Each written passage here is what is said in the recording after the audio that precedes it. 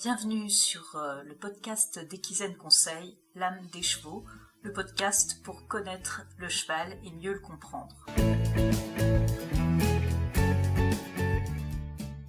Bonjour, on se retrouve comme chaque semaine pour parler éthologie équine, comportement du cheval, éducation, relations et bien sûr bien-être du cheval. Est-ce que vous savez reconnaître les signes de douleur chez votre cheval ?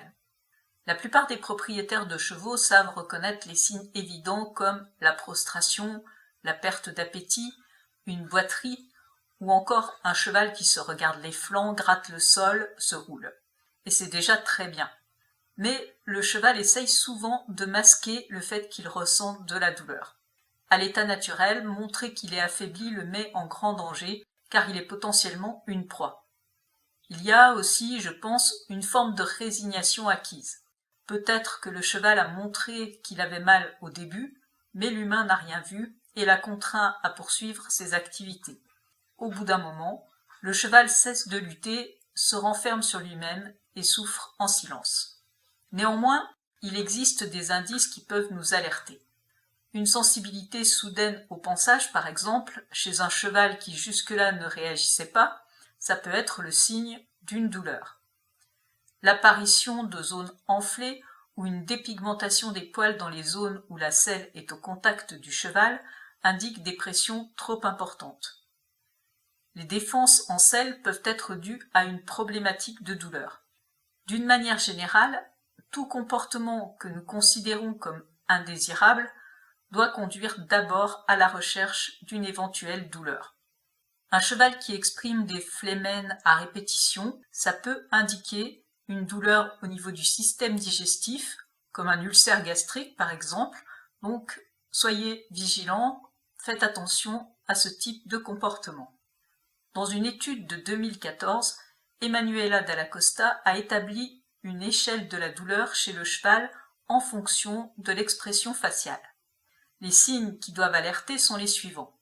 Des oreilles fixes tournées vers l'arrière, une tension au niveau des yeux qui fait ressortir les surfaces osseuses sous-jacentes, une paupière en accent circonflexe, une fermeture des paupières qui limite l'ouverture de l'œil, une contraction des muscles masticateurs, une bouche crispée avec un menton plus prononcé qu'à l'accoutumée, des naseaux tendus et dilatés, un aplatissement du nez lorsqu'on regarde le cheval de profil.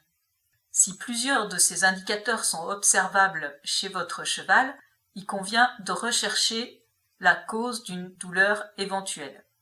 Évidemment, certains de ces signes peuvent apparaître temporairement sans qu'il n'y ait aucune pathologie sous-jacente. Mais s'ils sont persistants, des investigations supplémentaires sont vivement recommandées. Le docteur Sue Dyson, vétérinaire, s'est également intéressé aux signes de douleur. Ces travaux ont permis d'établir un éthogramme de la douleur chez le cheval monté, c'est-à-dire une liste de comportements qui peuvent trouver leur origine dans une problématique de douleur. Ces comportements sont au nombre de 26. Elle a pu établir que 100% des chevaux qui exprimaient au moins 8 de ces comportements lors d'une séance de travail souffraient d'une pathologie d'ordre musculo-squelettique. Quels sont ces comportements ? Une tête inclinée sur le côté, le head shaking, un cheval dont on voit le blanc de l'œil qui a l'œil écarquillé, des paupières qui se ferment pendant plusieurs secondes pendant le travail, des oreilles qui restent plaquées, la bouche ouverte, la langue sortie, les fouaillements de queue, une queue portée sur le côté, des changements d'allure non demandés par le cavalier, de la fuite, un cheval au contraire qui se retient dans ses allures, un cheval qui se traverse, des changements de pied non demandés, un cheval qui se désunit au galop, des demi-tours, un refus d'avancer, des ruades, le cabré, ou un cheval par exemple qui trébuche souvent. Alors chacun de ces signes pris individuellement n'indique pas nécessairement une problématique de douleur musculo-squelettique.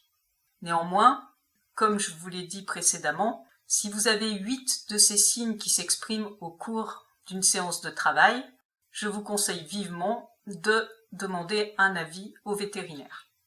Soyez vigilants, observez votre cheval et n'hésitez pas à faire appel au vétérinaire pour lever le doute si vous repérez certains de ses comportements, postures et expressions.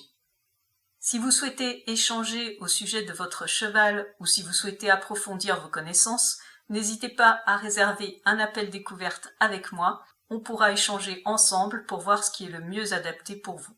Vous pouvez aussi découvrir la nouvelle formation En harmonie avec mon cheval qui vient de sortir. Les liens sont en description. On se retrouve la semaine prochaine pour un nouveau sujet. Belle semaine à tous!